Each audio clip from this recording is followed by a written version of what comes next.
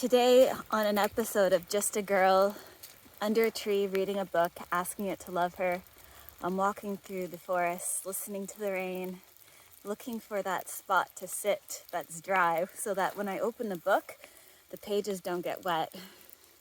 Only because this book is a book that is part of Ash Tree Books bookstore and may become into being in somebody's home one day, and they may appreciate that the leaves aren't the leaves. I love how in the forest I stop, like the English stops happening sometimes because the rhythms and the sound of the forest, instead of saying pages, I said leaves, so the pages aren't wet. But the book that I'm reading from today is about forest bathing, and the book is called Forest Bathing, and it's been on my shelf for so long, and I just recently opened it up, and it was hard to pick what part of the book to read from because it had so much good pages in it, all about walking through the forest and singing whatever song you want to sing, because you get out of the habit of syntax when you're in the forest and you start to listen to the rhythm of the earth and even letting your anxiety go. A lot of people are talking about earthing these days and letting your body just sink into the earth, and you feel a lot of that anxiety and the stress leave your body. So I'm looking for somewhere dry, and something told me to just turn on my camera. I may not find a super dry spot. The page that I am going to read from, that I bookmarked, is about talking to the trees. And when I felt really, really stuck in life and didn't know what to do, and I felt really scared, I would come into the forest and just listen. And I had an answer come to me, and I felt like it was spoken from the trees. Actually, I know it was. And it's more of a feeling than actual words. So I know that these lines of communication, I'm trying to, how am I gonna get through this? I'm not wearing my waterproof tugboating shoes. So I'm gonna just pick a spot and I'm gonna ask permission if I can sit under the tree. It's a little bit more covered up ahead here.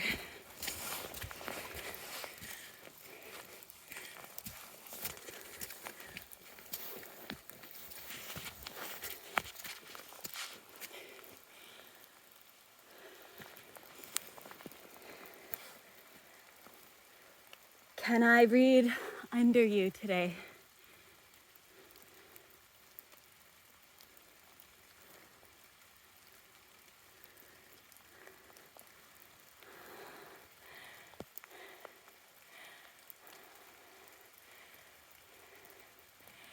He said, you can, but walk in further. You may find some more shelter.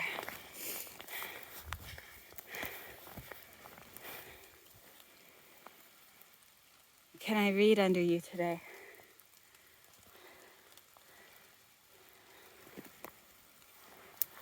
Take seat. Take seat. Sometimes it's just about really listening to the first things that pop into your head. And that's the communication you're meant to hear.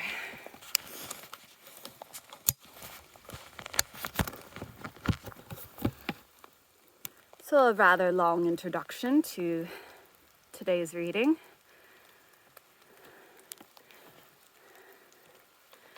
But I felt inclined to turn the camera on early.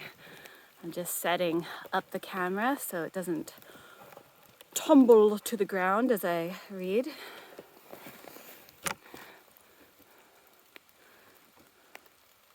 Will you stay? Yes. Thanks for letting me sit here, and I hope you like to listen to today's reading as well. So, I'm going to take off my jacket and sit on it because it is wet. Today's reading is called Forest Bathing, and it's inspired by the Japanese tradition of the shinrin-yoku. Sorry if I'm pronouncing that wrong. Forest bathing is the art of spending intentional time in nature and is practiced throughout the world to increase health and restore well-being. And that's from the back of the book, if you didn't guess that I was reading from the back of the book. And Julia Plevin is the author, and I bookmark a page about talking to the trees. It's called Converse with Trees. Talk to them. When you talk to trees, you come to an embodied realization that they have much to offer you on your own journey. The trees give you a gentle nudge to move along and grow toward your highest potential. With inviting the tree to talk, you will feel a connection between nature and your own intuition. As you're strolling through the forest, listen to the trees. Notice whether you're drawn to a particular tree and ask the tree if it's willing to talk to you. As with cultivating tree energy, you'll feel the tree's response in your body. If the answer is no, thank the tree for expressing herself and move on until you find a tree that wants to converse. I'm going to protect. Oh no! We're falling down. I'm going to protect the book a little bit with this shield. Take a moment to inspect the tree. Run your hands along the groves of her bark. Inspect her roots and crown. Notice whether she is straight or curved, whether she is standing alone or in a group, and whether she is young and spiritly tree or old and wise. Get a sense of whether she is healthy and happy or going through a hard time. Hold on to the tree and ask her a few questions, as though you're getting to know a new friend. Ask something as simple as, "How are you?" Or, "What is it like to be a tree?" Ask about her shape and her life story. "Why are you curved?" Or, "What is your desire?" Often you'll receive an answer right away. Continue the conversation as long as it seems right.